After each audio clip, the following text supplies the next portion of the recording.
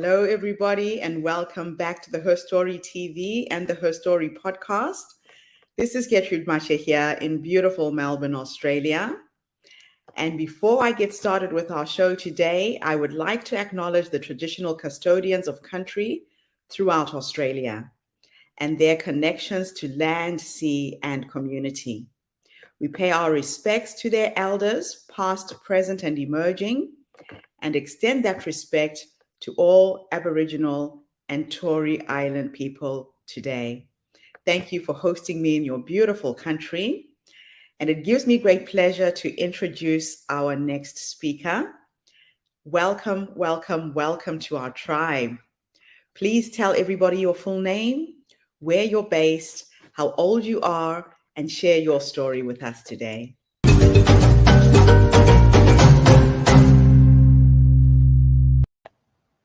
Hi, my name is Heidi Bright. I live in Cincinnati, Ohio. I'm 60 years old. And in 2009, I had what was considered benign uterine fibroids. They did not expect them to be cancerous because of my age and my level of health.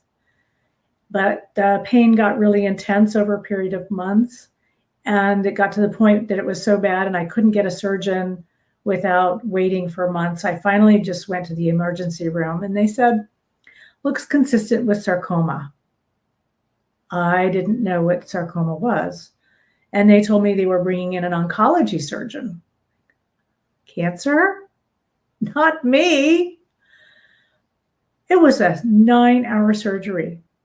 They took out my cervix, my fallopian tubes, my uterus, my ovaries, and 6 inches of intestines. And I was lucky to keep my bladder. I was in so much shock. At first, they told me it was stage 2. About a week later, they said, no, stage 3. And 6 weeks later, I had a PET scan, and they said, you've got stage 4, highly aggressive, extremely rare uterine sarcoma. What? I had been doing everything right. I ate right, I exercised, I maintained my weight. And how did this happen? It just made no sense to me. Do you remember sitting in a doctor's office and hearing some dire diagnosis and you're not expecting it? It feels like a death sentence. And then the next thing that hit me was, I'm a mother. What's going to happen to my kids? That's when I knew I needed to do everything I could to survive. Everything the doctor said, and much, much more. And so I went into chemotherapy, and I learned how to manage chemotherapy so that I kept my fingernails and I kept my white blood cell counts up. And I kept my hair for 21 months when they told me I would lose it in 21 days. By managing the chemotherapy, I was able to stay as healthy as I could through treatment. I had not been expected to live out the year, but I lived for 2 years. I also had 3 major surgeries. 2 more were for my lungs. And the 3rd surgery was for a tumor that was found next to my heart. It was 1/2 inch when it was found. 5 weeks later, I had the surgery to get it removed, and it was already 2.5 inches.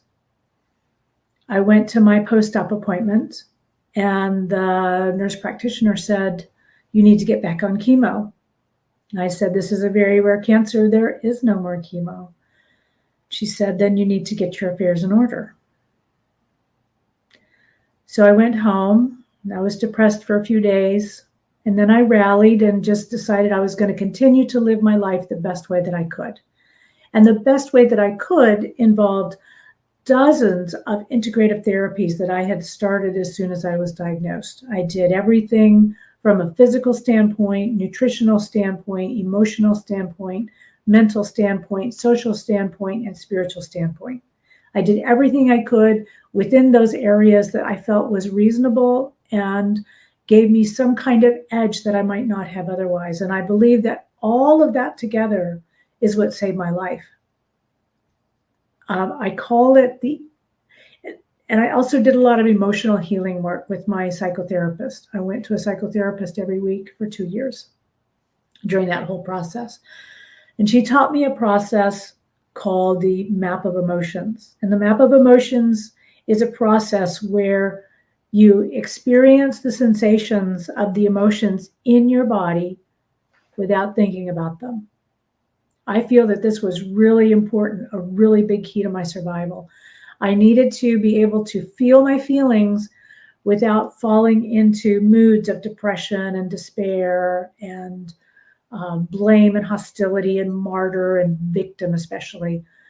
So I learned how to manage my emotions in healthy ways. And once I did that, I believe that had a great deal to do with the fact that 6 weeks after that post-op appointment, my scan was clean. This was really strange. I had had consistent, relentless cancer growth for 2 years. I continued doing my integrative therapies. My neck scan was clean. And I've had only clean scans ever since, and it's been more than 10 years. I have been free of any evidence of cancer and free of any kind of cancer treatment that's medical.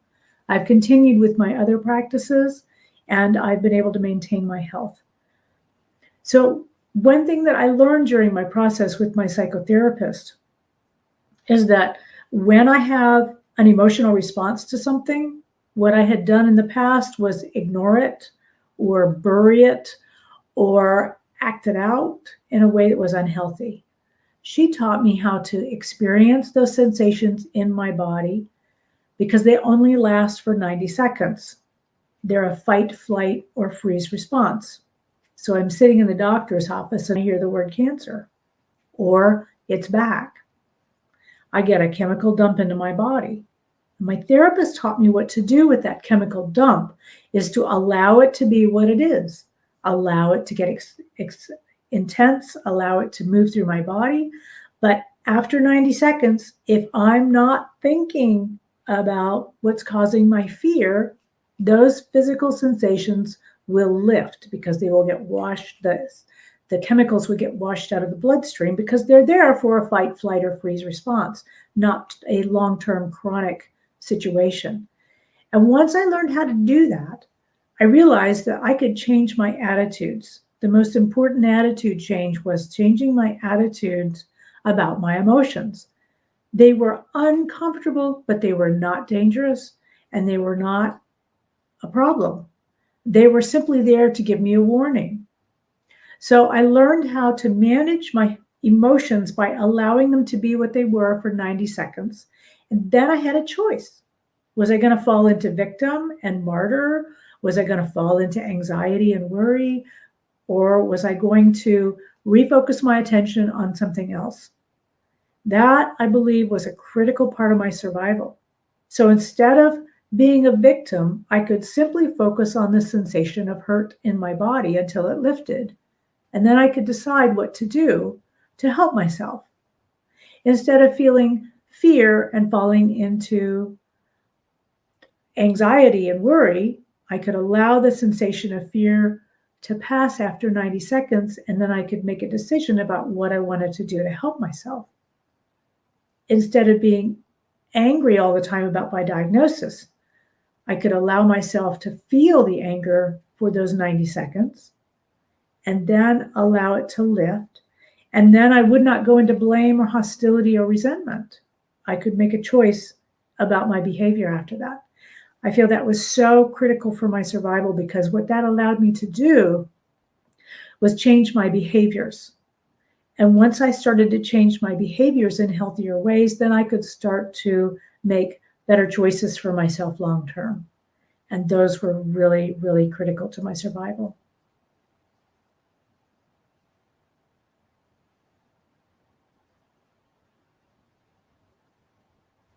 Wow. What an amazing story.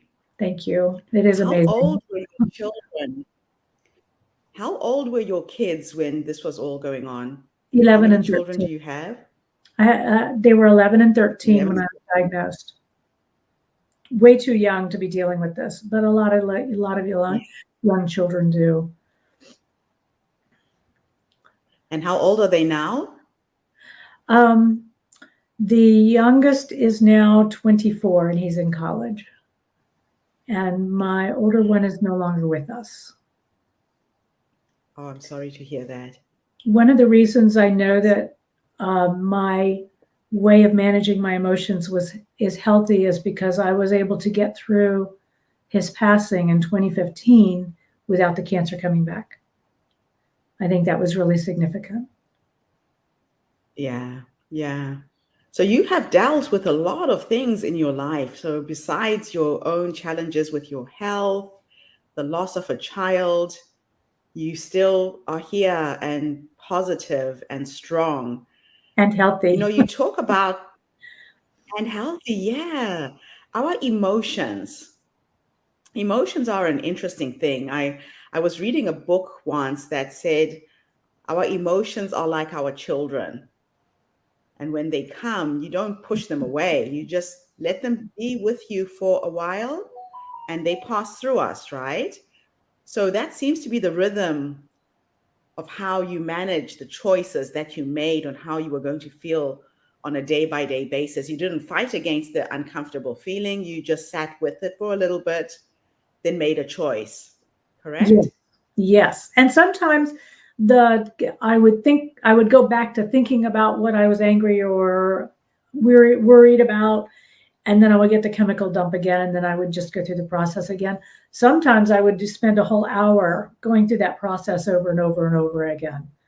But it was really important that I did it because when I got done with that process, I felt so much better. Wow. Now, if you could go back to that younger woman, let's say there's somebody right now who has just got the diagnosis, has no idea how to deal with it. If you could give yourself three nuggets of wisdom based on what this whole experience has taught you, what three nuggets of wisdom would you give? I would go and find a way to deal with my emotions in a healthy way. Because if we are going to be stressed to that extent, knowing how to deal with the emotions in those situations is critical. I would encourage her to go back and explore anything that's happened in the 3 years before the cancer diagnosis, or maybe even further back, because a lot of times some devastating event happened. And by taking a look at that and trying to do what we can to heal it, then that can relieve our bodies of a lot of stress and put our bodies in a place where it can heal. And I would also explore every option I could that would be complementary to medical treatment so that you raise your opportunity for returning to health.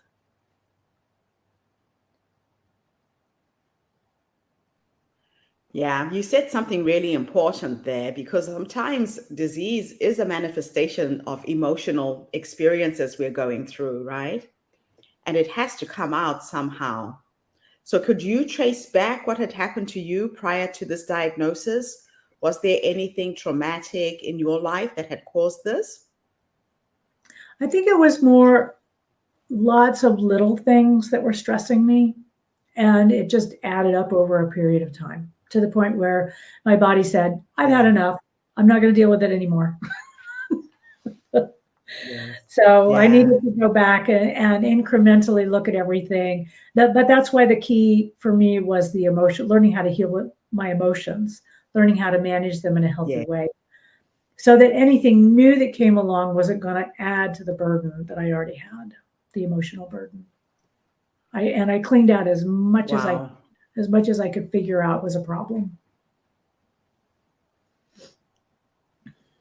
My goodness. So, are you okay if we talk a little bit about your son? I know you have created a website where you're supporting other people with grief. Yes, Are you yes, okay with talking about sure. that story a little bit? Sure. I was part of the U.S. national overprescription of opioids in 2010. When I had my first lung surgery, I went home with a whole bottle full of opioids. And I didn't realize they were basically heroin. I didn't realize how addictive they were. I only took 2 or 3, and then I put them in the cabinet and I forgot about them because I didn't need them. Well, my son was curious and he got into the cabinet. And he got them out and he started experimenting. And it just got way out of hand. And I didn't realize it was a problem he started with, like most kids, he started with the usual gateway drugs, the smoking and then the alcohol and then the marijuana. But, it got to the point where it wasn't enough and he just wanted more and more and more. So he started doing the opioids, and he was on opioids for a year before he admitted it to me. And then I put him in treatment on and off for the next year. But he, at the end of the year, he refused to go back to treatment. And he got a bad batch of heroin. And that was it. That was in 2015. So that was 4 years after I was done with the cancer treatment. Wow. And then you had to deal with that. Yes. Grief, the sadness. And I did nothing but sit in my grief for 6 months. And it was extremely uncomfortable. And I just was determined to do what I had been taught. And that was to stay in the discomfort of the grief for hours, because it just comes and it smashes you, and you just sitting in the grief is the best possible thing you can do. Not wallowing in it, but experiencing the sensation in the body. And then everybody told me the second year is the worst. I did not find that to be true at all. After those first 6 months of agony, I incrementally climbed my way out of the hole. So it was a gradual, slow process, but you got yourself out of there. Yes. And now, how are you helping other people who are experiencing this? Well, I've written a book, and I'm looking for a book agent. It's got 64 coping strategies for people who are grieving someone lost to addiction. And then it has a short story about my experience. And then I also have a section about how we got to this point in the US. And probably most of the world is in the same situation with the opioid epidemic. Yeah, so true. So I'm going to share the link to your website in case anybody out there is needing some support, is looking for help. We find ourselves in these situations, and sometimes it's very, very difficult to figure out the wood from the trees. So I really thank you for your work. I thank you for your courage and for sharing this story. You've been through so much, but what I sense is so much positivity. And this is an inspiring story. I'd love to see how we can help you get a book agent. I have a friend who helps with that. She's based in California. So I will connect you with Rose. Yeah, she helps authors who have self-published get in front of book agents. Oh, good. This is my third traditionally published book. So I'm not, but I didn't have an agent for these. They went to small presses. So this is my book for helping people survive cancer. It's got over 250 options for healing. And it's traditionally published, and it's endorsed by doctors and nurses. And then I've got 2 other books. So it would be lovely if I could get an agent, because I feel like this book really needs to get out there, because there are 500,000 people in the US alone who have died from opioid overdoses. And there's millions of people who are grieving them. And there's really no guidance. Yeah, you have your work cut out for you. And the other thing I'm thinking of, I normally go to the Frankfurt Book Fair. I help people sell the foreign rights of their books. Oh, nice. So sometimes you might not get an English publisher, but you could get a foreign publisher who buys the rights to print your book in their language. So you could get your book printed in German, in French, in Italian. You retain the intellectual IP of the English version of the book, but we could try and get you foreign rights to be able to sell, because it's a universal problem you went through. Everybody has experienced cancer in any country. So let's reconnect. I will schedule an appointment with Rose, who can help you in the US, finding a traditional publisher in the US. And then let's see how I can help you get a foreign rights deal to get your book printed in other languages as well. That would I be think lovely. you have something very valuable here. No, thank you so much, Heidi. And thank you to everybody who tuned in today. The Her Story movement is attracting some amazing women who've gone through trials and tribulations, but are able to share their stories so that the story becomes the light at the end of somebody's tunnel. So I hope today's interview has inspired you. If you know somebody who's just been diagnosed with cancer, is looking for help, please share this video. I believe it's through the sharing of these stories that we change the world, one woman at a time, one story at a time. Thank you again, Heidi. And I also offer coaching for people if they're interested in one-on-one. Fantastic. And it's on my website. So the best way for them to find them is through this website, correct? Thriversoup.com. That's for the cancer. I have the grieving addict. That's another grieving and addict. So that's about the grief. And then the separate one for the cancer is thriversoup.com. And that's the name of the book.com. Okay. So let's just display that quickly as well. Thank you. So people know how to find you. And I thank also you so much for your work. Sorry.